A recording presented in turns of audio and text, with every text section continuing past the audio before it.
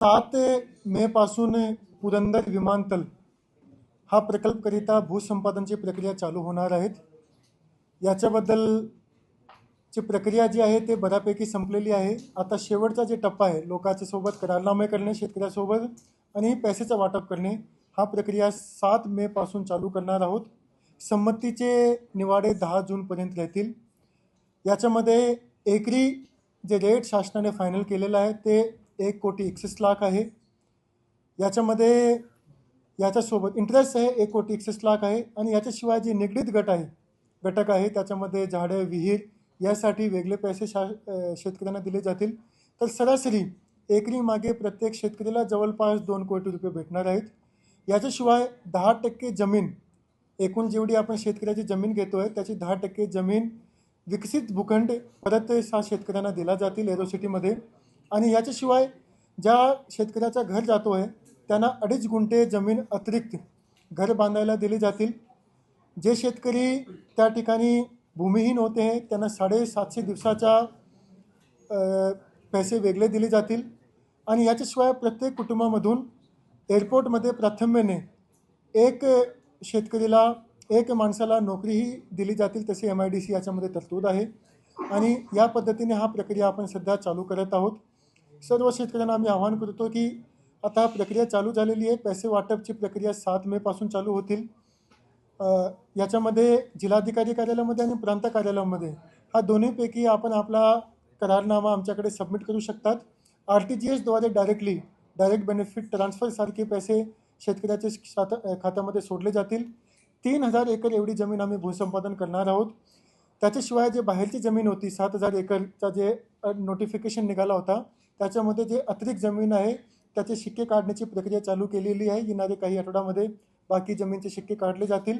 आणि याच्याशिवाय 2016 पासून आतापर्यंत ज्या लोकांवर गुन्हे दाखल झालेले आहे ते गुन्हेसुद्धा मागे घेतले जातील. त्याची प्रक्रिया ऑलरेडी चालू झालेली आहे. आणि याच्याशिवाय फार्मर प्रोड्युसर कंपनी आम्ही अल्पभूधारक शेतकऱ्यासाठी स्थापित करतो आहे, जेणेकरून हा एअरपोर्टचा डायरेक्टली बेनिफिट त्या भागाच्या शेतकऱ्याला होणार आहे. आणि महिला बचत गटाकरिता एअरपोर्टच्या आत गाला उपलब्ध करून दिला जातील, जेणेकरून जे महिला बचत गटद्वारे तयार केलेले जे हँडीक्राफ्ट आहे, जे प्रोडक्ट्स आहेत ते एअरपोर्टच्या आत विकता येणार. या पद्धतीचा एकंदरीत पॅकेज आहे, त्याची डिटेल माहिती आम्ही सांगितलेली आहे. आणि कालपासूनच आमच्याकडे शेतकरी येणे चालू झाले होते, कारण 30 एप्रिलला हा न्यूज लागली होती की रेट फायनल झालेली आहे. तर काल एक दिवशीमध्ये आम्हाला 433 एकर एवढी जमीनचे करारनामे आमच्याकडे शेतकरी सबमिट करून गेलेले आहेत. 3,000 पैकी 1,500 एकरचा भूसंपादन झाला की इमिडिएटली राज्य शासनाद्वारे एअरपोर्टसाठी टेंडर काढला जातील आणि पुढची प्रक्रिया चालू होतील. आणि अपेक्षा असा आहे की ऑक्टोबर-नोव्हेंबर दरम्यान प्रत्यक्ष एअरपोर्टचं काम पुण्यामध्ये चालू होतील. आणि याच्यामुळे पुण्यामध्ये IT इंडस्ट्री आणि GCC इंडस्ट्री याला खूप मोठ्या प्रमाणावर एक संधी मिळणार आहे. आणि त्याचा फायदा मात्र पुण्याला नसून पूर्ण पश्चिम महाराष्ट्राला आणि संपूर्ण महाराष्ट्राला याचा फायदा होतो. परवा जे नसरापूरमध्ये जे घटना घडलेली आहे, अतिशय दुर्दैवी घटना आहे. अशी प्रकारची घटना ऐकूनसुद्धा जे दुःख येतो आणि आत्माला एक धक्का बसतो, ते आपण जेवढा म्हणजे सांगण्यामध्ये काय सांगायचे तेही काही वेळी कळत नाही आहे. हा दुर्दैवी घटना घडल्यानंतर इमिडिएटली पोलीस विभागाने गुन्हा दाखल केला आणि जे गुन्हेगार होता त्याला पकडला पण होता.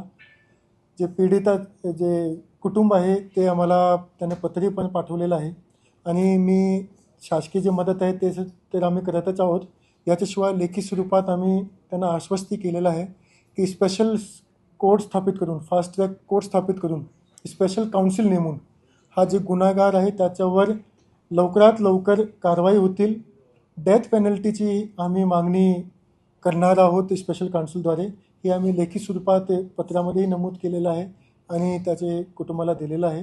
आणि शासकीय मदतबद्दल आम्ही तर केलेलं आहे आणि मला CM सराचे सुद्धा तसे डायरेक्शन आलेले आहे की इमिडिएटली करायचे. त्या पद्धतीची आम्ही योग्य ती कारवाई सुरुवात केलेली आहे.